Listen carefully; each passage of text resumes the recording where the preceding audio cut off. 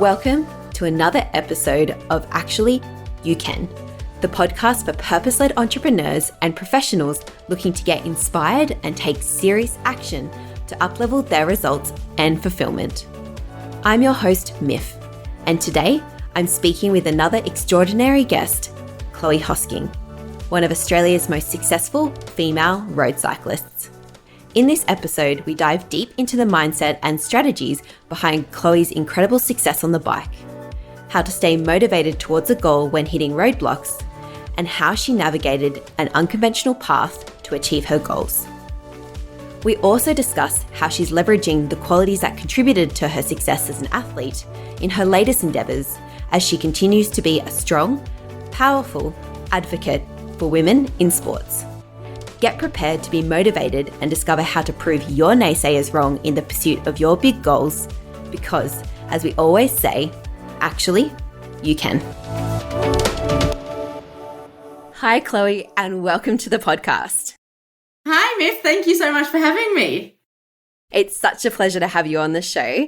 And I was doing the math this morning and I realized I've known you nearly half my life, which is mildly terrifying, but it's also such a pleasure because you've been such a wonderful influence on it.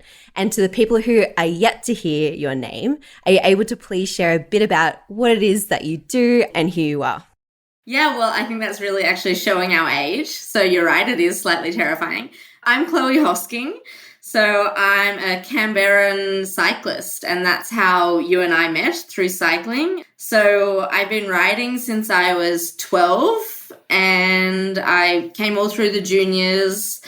And then when I was 18, I jumped on a plane to Europe as my gap year between college and university, and I didn't come home. So I kept racing in Europe, and I did 13 years as a professional cyclist. I won the Commonwealth Games on the Gold Coast in 2018. I've won the Cadel Evans Great Ocean Road Race. I've won on the Champs-Élysées. I've won a stages of the Giro Rosa, the Madrid Challenge. So no, I'm very proud of my career, and now I'm settling back into life in Canberra and trying to finish off my law degree finally. So that's me. And for those who perhaps aren't in the cycling scene, Chloe's list of achievements are very extensive. Essentially, she's pretty much won all that is to win in cycling. So she's one of Australia's most coveted female cyclists, arguably the most successful when it comes to results. And so there's a lot of really great qualities that saw her achieve such great feats on the bike that we look forward to digging into as this show progresses, and also seeing how she's taking all these qualities that she used to achieve such success on the bike to life off the bike as well. So Chloe, I know that you're no stranger to setting big goals. I'm curious to know, what's your earliest memory of a big goal that you set? I think I was actually, before cycling, I was really into rock climbing. And my goal was to be selected to represent Australia at the X Games. And I never achieved it. But it didn't stop me. I kept climbing. I loved it. I would go to the national championships. But yeah, I remember always having really lofty ambitions in my sport and, to wear that green and gold. And when I ended up pivoting out of rock climbing into cycling, it was the same goal. I wanted to represent Australia. So that would have been already when I was 12, 13, 14. I knew how special it was to represent your country and wanted to achieve it. And to have that realization at 12 is huge. A lot of people I speak to within my coaching business find that they haven't really got a strong sense of purpose or direction. And so to have such clarity at such a young age must be a really powerful force in guiding sort of the actions that you took from that time. So I'm curious to understand as well, what motivated you? What made you decide pursuing the green and gold and representing Australia was important to you? Yeah, I guess I've never really thought about where it came from, other than I just loved sport and I knew that was the pinnacle. So I remember have a really supportive family, and I was lucky that they would take my sister and I to any sporting events that were on in reasonable distance. And so when the Sydney Olympics were on in 2000, from Canberra, and it was a short trip up. So we, they piled us in the car, and I don't remember if school was on or whatever, but it didn't matter. They took us out of school and just took us to as many sporting events as we could go to. And, we went to equestrian, we went to rowing, and then we were there for Kathy Freeman's 400-meter gold medal run. And I remember standing on the seats, and I actually don't have a great memory from when I was younger, but I really vividly remember this one moment of being in Homebush Stadium and standing on the seats and watching her in her amazing suit run and win that gold medal for Australia. So I don't know if that was a subconscious thing that just seeped in and said, how amazing is this to run and win in front of your home country? And so I don't know if that's maybe where it came from, but I just always had that hunger. And as a junior, I was never actually very good. I was always third to fifth. I didn't win that many races, but I was just persistent and consistent and resilient. And these things that, you continue to show up, and it's when you continue to show up that your results come. And so when I got into the senior ranks, and there were so many of the women, or at that time, young girls who I had been racing with, who started not continuing to show up, the other things took their interest, but I just kept going, and that's what kept me through and ended up leading to the career that I've had, I think. Just showing up. I think there's definitely more than just showing up. We can dig into that shortly. And I think from what you've shared, this sounds like from a very early age, you were exposed to what success looks like at a high level in sport. So you had really supportive parents who were also involved in sport, and they were all too willing to take you to those elite events so you could see firsthand people achieving these incredible feats. And that's something that I feel like when achieving any goal, it's really important to really get clarity on what that gold standard for your goal is. And it seems like you had that picture in your head really early on.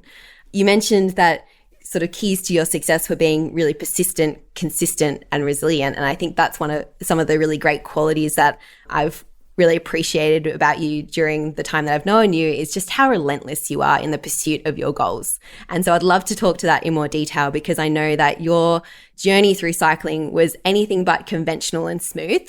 So I think there's a lot that people can learn about achieving their own goal from how your cycling career shaped out. So let's kick off at the beginning. When you went overseas at 18, how did you even end up in that sort of position? Yeah, so this was the time when it was well, you have to make a decision. Do you stay in Australia or do you go to Europe and race? And there just were no opportunities in Australia. So I sat down with who was then the national coach, and I asked him, how do I get into the Australian national team to go to Europe and race? And he said to me, I was 18, he said, we're just not interested. And I'm like, oh, well, what do I do?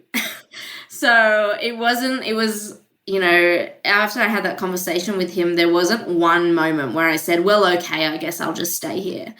No, I said, okay, well, how do I get myself there? So it was really a problem solving, and it's something I've always gone to, that problem solving mindset of, okay, well, the first way didn't work, so let's find a different way. And I ended up emailing a Dutch club team, and they said, we're more than happy to have you. So I jumped on a plane and off I went and met this lovely man who I now call my Dutch grandfather, Harry. He met me at the airport, and I raced for 6 months with them in Europe, predominantly in the Netherlands and Belgium. And it was the best thing I could have done, because I got immersed in the European cycling culture. I was racing races that really suited me. I was exposed to riders that had been racing these races since they were 14, 15, 16. So I had this great learning opportunity, whereas if I had just pursued the Australian national team, if I had waited for that opportunity to come up, if it had or hadn't, I would have just been with other Australian riders who were also learning. And whereas I already had this wealth of knowledge to draw on.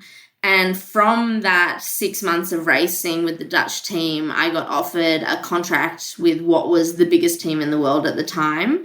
That's really how my professional career started, by having the guts and taking the risk of saying, well, if you're going to tell me no, I'll try and find a way to do it myself anyway. I'm really glad I made that decision because that's what really kickstarted, my career.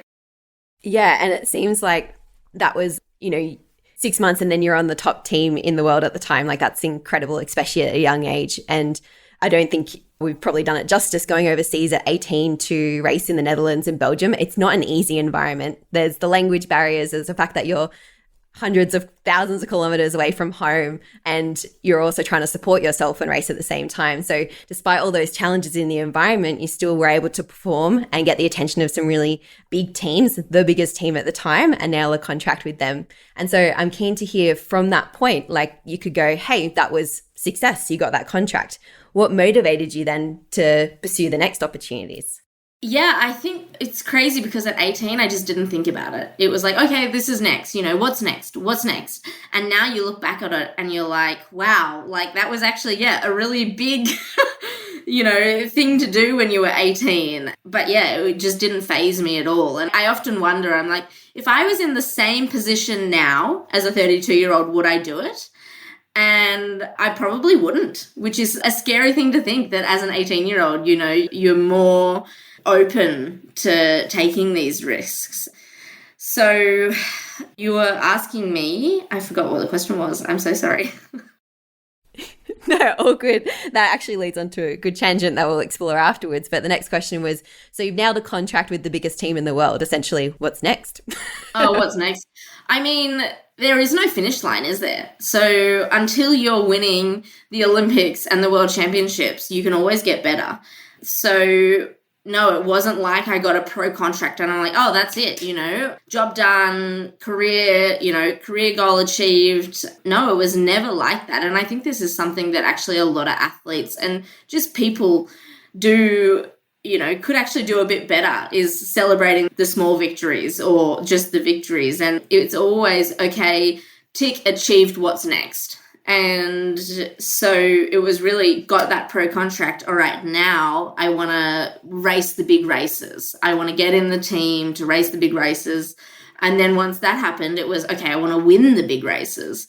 So it's you're constantly, the finish line is moving. It's not standing still. And I think sometimes that can really, and I noticed it in my career, that it leads you to not maybe appreciate and recognize exactly what you've achieved. And particularly towards the end of my career and now when I'm in Australia, not racing anymore, it's like, actually, I had a great career. I should be really proud of it.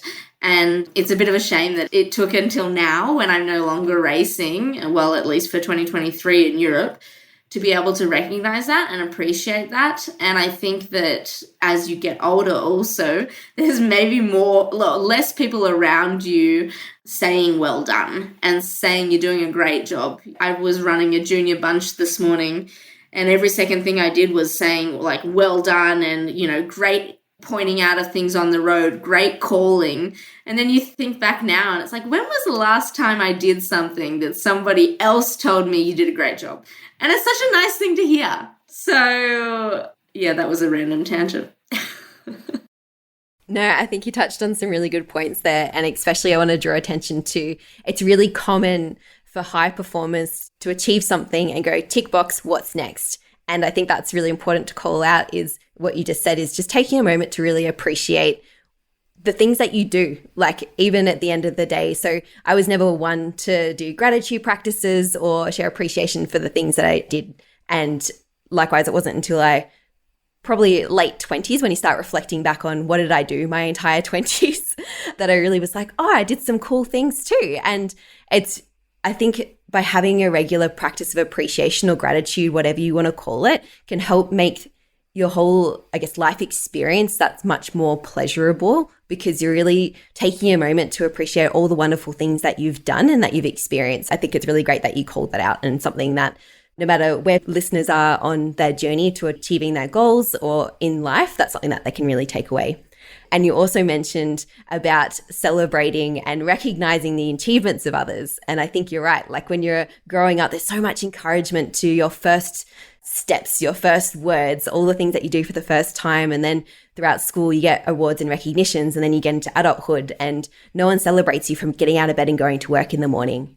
It's something that just kind of you're expected of you, and all the things that you used to celebrate are things that are now just day to day. And I think that's another really great takeaway as well, is to celebrate yourself or to celebrate others. Just if someone's done a really good job, tell them.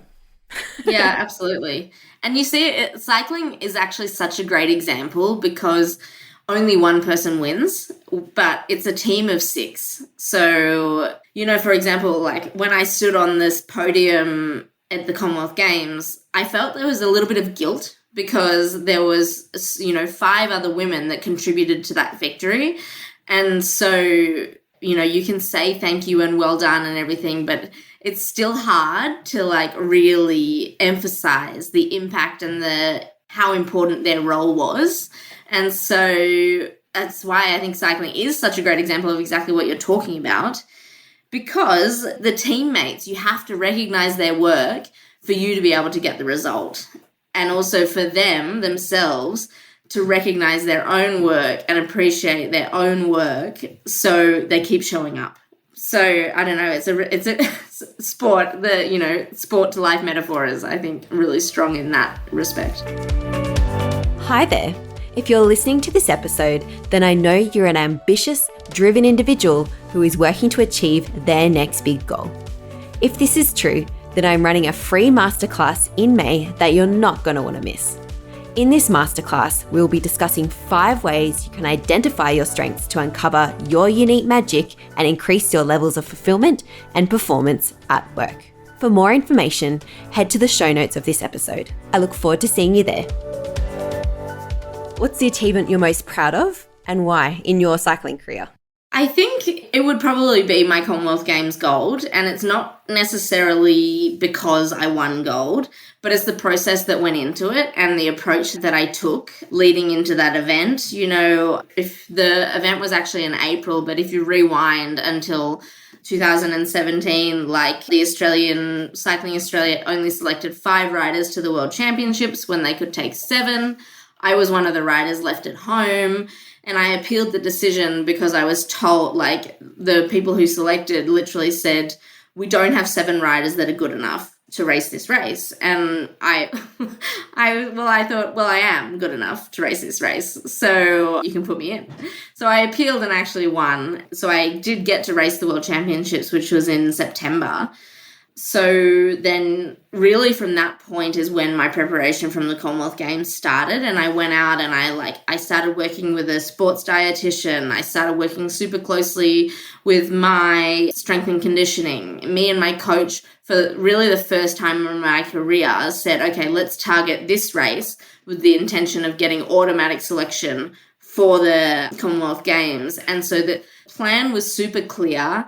And I really brought in a whole team around me, recognizing that, you can't achieve this by yourself. And also by bringing all those people in, you're making yourself vulnerable because you're saying, this is what I'm trying to achieve. There's the risk that I don't achieve it and that will be perceived as failure. But it has a happy ending because I won.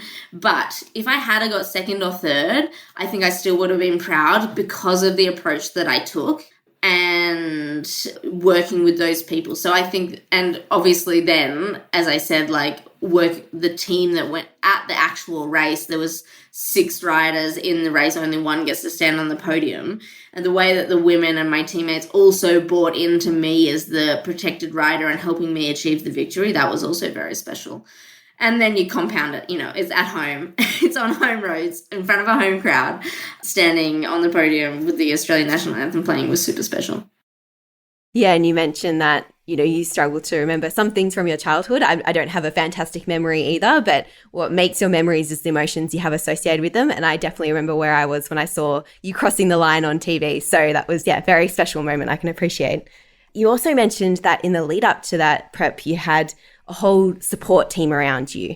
And I think that's evidence of going all in on your goal. I think that's when people set goals, there's a difference between having a dream and a goal that you're working towards. And I think one of the aspects to turning it into a goal is you're relentless commitment to it and to go all in on it. And I think to your point, when you go all in on something, you open yourself up to being vulnerable to the possibility of it not working out.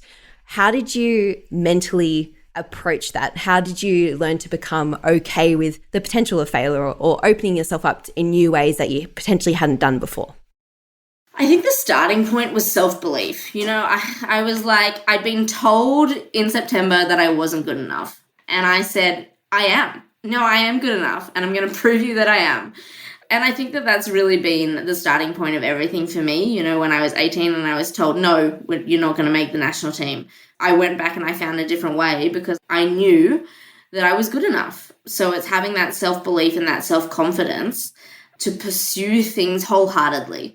And then it's the recognition also that success isn't just one outcome. It's not winning the race. It can be, if you execute everything leading up to it to the best of your ability, then you can still be proud. And I think actually when I was leading up to the Commonwealth Games, I also was working with a sports psychologist. I really went all in. I had so many people around me. And it was when we were working about the outcome of the race and like what I would be happy with, what was coming up wasn't winning. And actually I was setting goals for the race and I wasn't allowed to use the word win. And what came up was I wanted to have a race that I'm proud of. So it's always been that, self-belief and something that I'm proud of. And I think also I can't sleep at night when even when you have an awkward conversation with someone, or you're like, maybe you handled something in a way that you could have done better. And, I lie in bed at night thinking, am I proud of this? And that's what I struggle with, I think. So they're two driving elements for me. Yeah, and you touched on a really good point there with self-belief is all of our actions are driven by a belief, whether that's supporting a belief or if it's a negative belief. And so it sounds like your belief in self was really strong. And I'm curious to understand, you had a lot of challenges in your cycling career. I'm keen to hear more about some of those particular challenges and just how your self-belief supported you to navigate them. Yeah, I think in elite sport, it's a roller coaster. One day you're up, one day you're down, and it's a horrible saying, but they say you're only as good as your last race, which I don't agree with. But you can really be flavor of the month and then totally disfavor, So it's about finding those things that you can know that you're achieving, what makes you happy, what makes you satisfied in what you're doing. And again, I don't remember the question. No, it's really great. It's in terms of what supports you to navigate all the challenges that you had in your cycling career. So I'm not sure if there's a specific challenge that you had and just how your self-belief navigated through it, if you have an example of that. Oh, yeah. And that's where I was talking about a roller coaster. So many examples. So I think the easiest is trying to find a contract. So in 2000 and there's so many times I've been trying to find contracts at the end of years. In 2014, I was racing with a Norwegian team and they said they weren't going to renew my contract. No problem. But then it was really hard to find a new one. And I ended up negotiating a contract with a team called Wiggle High Five. But it would have been really easy throughout that whole period when you're constantly hearing no's from teams or just no one's even replying to you to be like, well, I guess that's it. I'll go back to Australia, I'll finish uni, whatever. But I kept searching. And because I knew I didn't feel done with the sport, there was more I wanted to do. And I ended up, signing with Wiggle and having a really great year and being super instrumental in a lot of wins, winning a lot myself. So it's really those times where when you feel like you're not being believed in or opportunities are not forthcoming, where you just need to buckle down and be like, no, I still have it. I still want it. I'm still willing to put in the work and doing those things, So it's so cliche, but when the going gets tough is when you really need to lean into the things that got you to where you are. I love that. I think that's, such a powerful statement. And It sounds like for each of those challenges, it's sort of like you had an external event which caused you to have an internal check, a check we're going, hey, do I really want to do this? Cool. Yes, I do. Let's go. Let's do this. And I think you're right. People are presented with those opportunities all the time, that external check. Hey, is this something you really, really want? Because we're going to test you just to see how badly you want it. And it's not designed to, those challenges aren't designed to make you give up. They're designed to make sure that you're on the right path and to challenge you to really check if this is something that you want to do. And it sounds like each time it was that another check. Hey, do I still want to be here? Do I still want to do this? Yep, cool. Let's go. Yeah, absolutely. And life isn't easy. So, and actually one moment that really sticks out clearly in my head is I remember being upset about something that had happened and my dad said, Chloe, life isn't fair. And I was like, you're so right. Like, life isn't fair. So, like, I just need to, if this is what I want, this is what I want to go after, you just keep putting in the work, finding options, maybe you need to take a sidestep and do it a different way, but you can still achieve what you're going after. It just might not be the most straightforward path. So if you could go back in time and say 18-year-old Chloe was accepted onto the national team and followed the Australian conventional route, would you have chosen to do that, knowing what you know now? No, absolutely not. I think that the path that I took was perfect for me. And everybody has a different path, and no one path is the right one. But the way that I ended up in Europe was so well fitted to me as a rider, me as a person, and I'm so happy with the way I navigated my career. You know, I got to race from a very, very early age with people from all over the world, you know, Germany, Italians, Swiss, Kiwis. Whereas if I had have been in that Australian environment, you're so insulated. But I immediately was working and navigating these different cultures and countries. I feel like I got so much more out of my cycling for it. And I also was able to learn from some of the best women in the sport immediately. And I think that had a huge impact on how my career progressed. So would I take the easy route? No, absolutely not. And I also think that the easy route wouldn't have created the longevity that my career had. You know, I raced in Europe for 13 years. Not many people stay in careers for that long these days. So I'm really pleased and happy with how everything turned out, even if at the time there were a few tears. Yeah.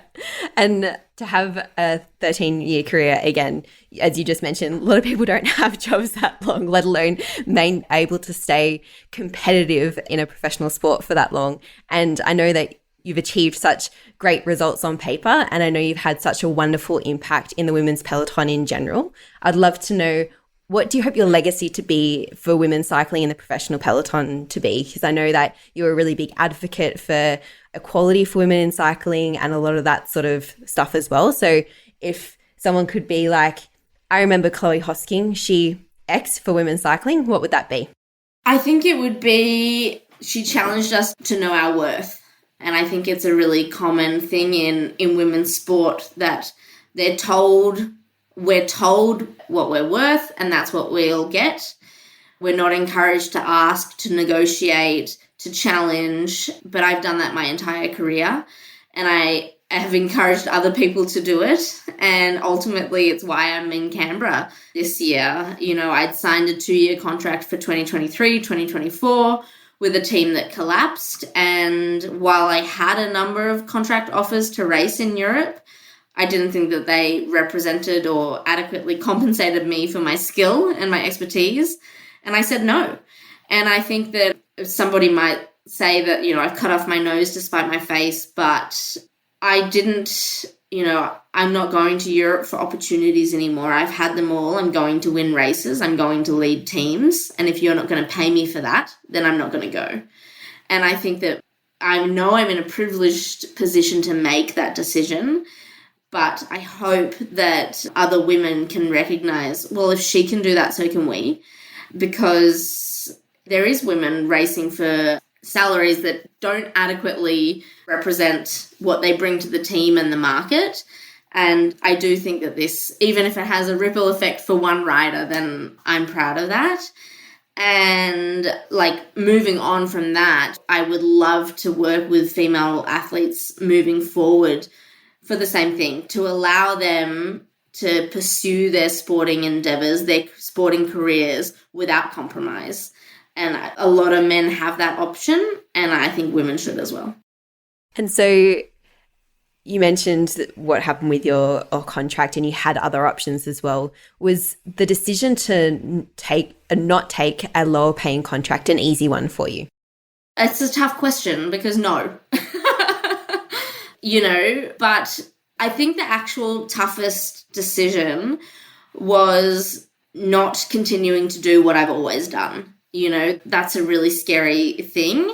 I could have gone to Europe and raced for 30,000 euros and I would have been able to do it. It's not that I couldn't survive on it. I would have been able to, but I didn't feel like it adequately, I wouldn't have been being true to myself and my values.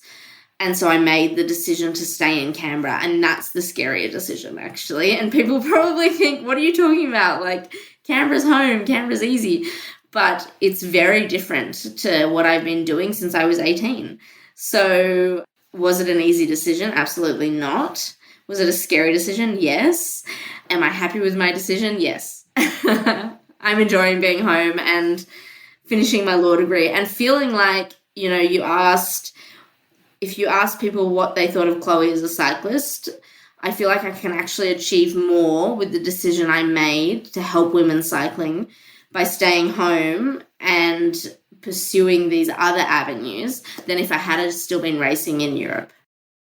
Amazing. And there's a couple of things here I'd love to dig into deeper. The first one is that you mentioned that it was easier to go back to Europe. And I think because it was something that was known to you, and no matter if it's your career, no matter if it's just your morning routine, if you're trying to change your environment or anything that you do habitually, it's really scary. It doesn't mean that it's a bad thing. It means it's just your body's giving you feedback that this is new and unknown, and that can be really challenging. And so it sounds like you're really anchored in yourself and your values. They were really grounded and strong. So it enabled you to make that decision to embrace the scary and the new because you knew deep down at your core that this was the right move for you. So I think that's really worth knowing as well, is change is scary, change is unknown. And if you're really anchored in what's important to you, you can rest assured that despite the scariness and the uncertainty, that it is probably the right decision for you. And you mentioned that you feel like off the bike now you can have even more of an impact. I'd love to talk more about that. What's plans for Chloe now? So I'm 5 units away from finishing my law degree. So the ultimate goal is to use my law degree to professionalize and monetize women's sport. I want to help other women be able to make careers out of their sport.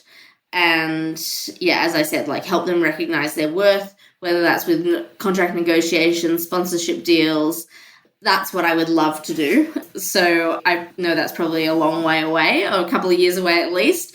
When I've been re-engaging in, my university and life here, everyone said to me, sports law is just law applied to sport. So I think I've got just some classic law to do in the first place. And then I also want to really try and contribute to and help build the community in Canberra, the cycling community, that really fostered and allowed me to have the career that I've had. I was super fortunate to come through at a time where there were a lot of great young riders, and that's what kept me in the sport when I was 16, 17, 18, when so many juniors do leave. So since I've been home, been engaging with Canberra cycling a lot more. I've started a junior bunch. So we're riding every Monday, and I'm also launching a bike brand. So I feel like there's so much going on, and people are like, you're crazy. You don't have time for all this. And they're probably right. No. But I will try, because if anyone tells me no, I will do it. I was about to say that's exactly the fuel you need, is something challenging, someone to tell you that you can't do it, and a really strong belief in yourself that you can do it. So I feel like watch this space. This is where the seed was planted. And I feel people looking back on this podcast in a couple of years will be like, she did it, unsurprisingly. I hope so. And so a bike brand, that's epic. Let's talk more about that. So how did the idea come up and what does this look like? What's the driver behind this? Yeah, I mean, actually, the actual seed was pretty just a passing conversation with my husband and I a year or so ago. And my husband's been working in startups and scaling companies, so he has this real business knowledge. And I obviously have the bike brain. So we were chatting about it. And then when my team collapsed in December, it's been the first time since I've raced in Europe that I haven't been contracted to a bike. And I also didn't have a bike. So it was like, well, what is the bike that I would like to ride? That was the actual initial, sort of flower of the brand which is Hosking Bikes, very original, was build the bike that I want to ride. Finally, after 13 years, I have the choice and pulling on all those elements. But it's really grown since then to become a bike brand that champions women, run by a woman, and is inclusive. That's really what we want it to be. And it's everything that I love about cycling. And I want to give that back to the cycling community. So that's what Hosking Bikes is.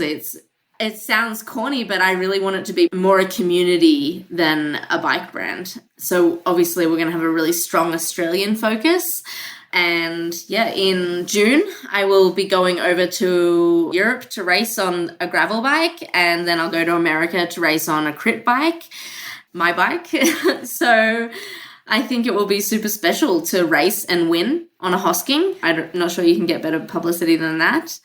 So yeah, it's all happening. We're in the final stages of working with our designers and engineers, and we'll have the prototypes coming soon. And you're no stranger, obviously, to the cycling industry and your husband in the startups. But I mean, building a bike, that's something that you're like, cool, where do you even start? How did you figure out what that first step was? Well, I guess that's the beauty of being in the industry for so long. I have great connections, people I've met all throughout my career, and it's just tapping into those connections. And actually, when you step back and think about it, which is the first time I've been doing it right now, it's exactly how I won my Commonwealth Gold. I'm using the team around me to go after what I want to achieve, and recognizing that I can't do it alone. There's no way. So basically this whole process has just been Jack and I having as many conversations as we can with as many people to build the best bike. And that's exactly what we're doing.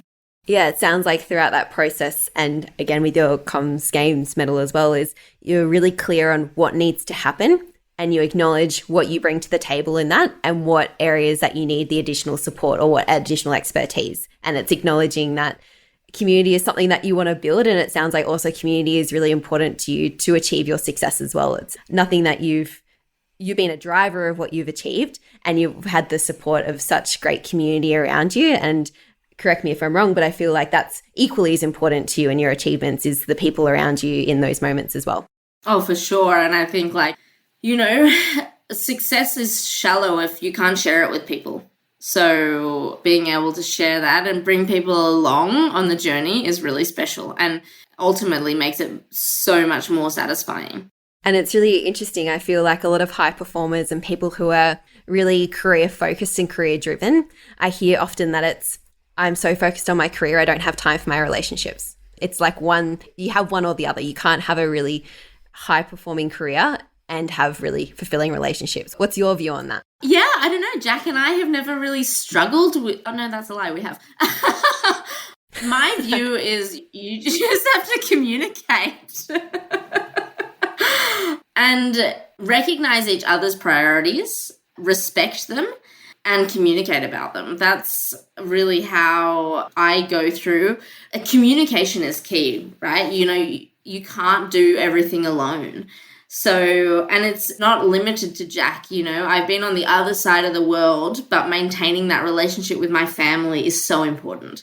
And often I would find when I was having really down periods overseas, I was like, when was the last time I spoke to my mum? 2 weeks ago? Well, that was too long. So just constant engagement and communication and recognizing who your support network is and keeping them involved. Yeah. And I love what you said by like recognizing your support network. It's going, yes.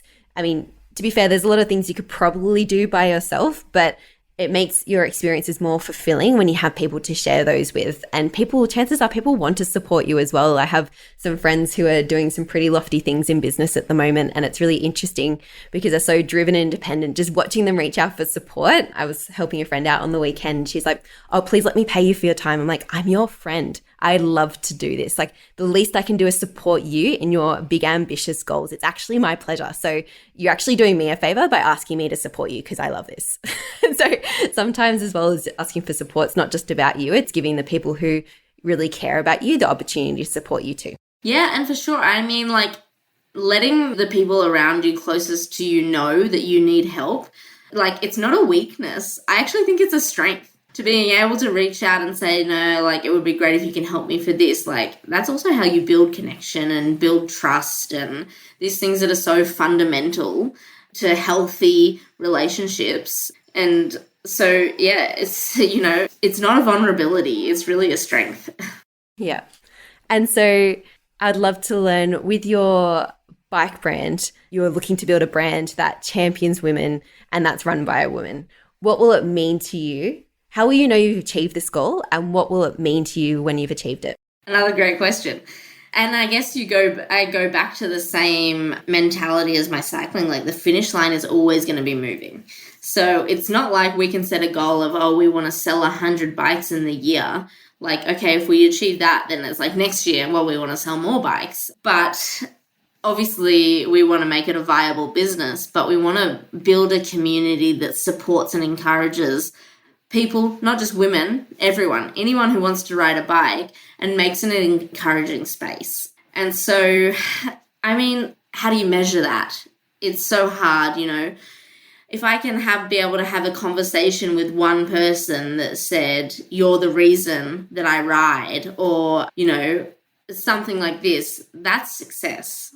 Being able to encourage more people to ride, to feel safe, to feel supported in a sport and a space that has given me so much, that would be really satisfying. And I think enough to tick a success box. So I had my first junior bunch ride the other weekend, like 2 Mondays ago. And at the end of the ride, I was sitting down on the ground with a 9-year-old boy. So his legs were super tired. It was his longest ride he'd ever done. And I was a little bit nervous that it was too much for him. But I was then told by his uncle when they were walking to school that he said, I feel invigorated. And for me, I was like, what an amazing, like such a small takeaway from a ride. But it honestly, it gave me so much energy throughout the week to know that that's the effect, the impact that we had on a young boy for his first ride and the first one of the Hosking bunch ride.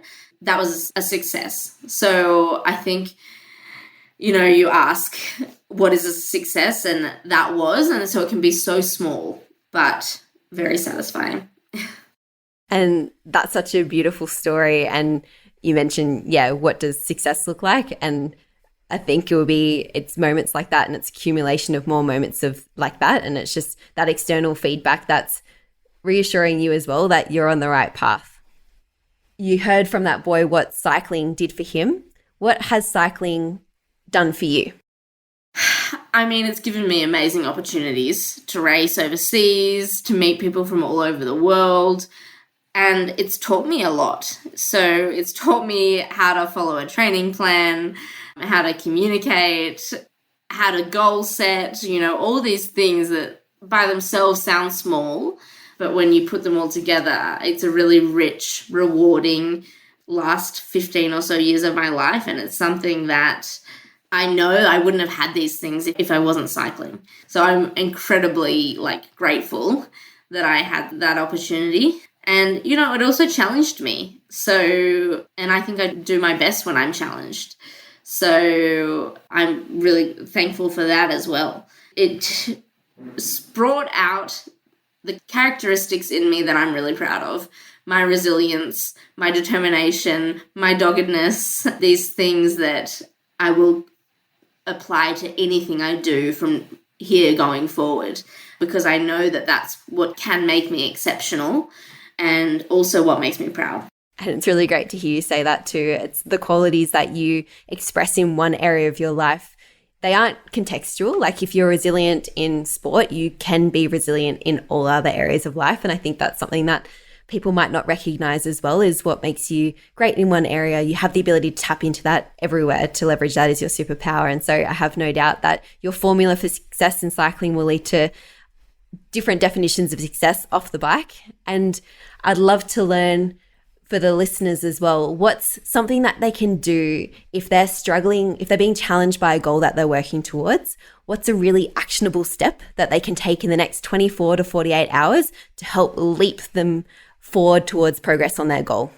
This is a great question.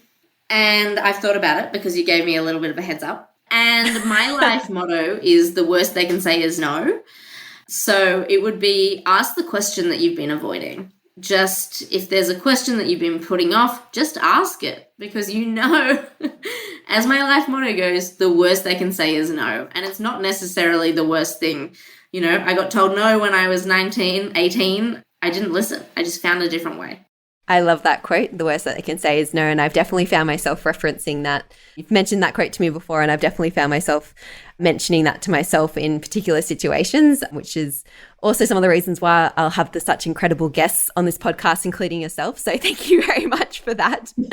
And so I also want to say a big thank you for coming on the podcast today and sharing all of your wisdom with myself and the audience. It's been an absolute pleasure, and I'm so excited to see what this next chapter of your life looks like, and we'll definitely be keeping in touch in that regard. So thank you so much, Chloe. It's been great to have you on the show. Thanks for having me, Miff. I really appreciated it. And also I feel like it was like sort of therapy. It was great. Thank you for joining me today for another episode of the Actually You Can podcast. I so enjoy having you here, and I hope you've taken away powerful insights and tools that will support you to achieve your high-level results. Now, before you go apply all this wisdom in your life, I would be so grateful if you are able to leave us a podcast review on the platform that you're listening to, or share this episode with a friend.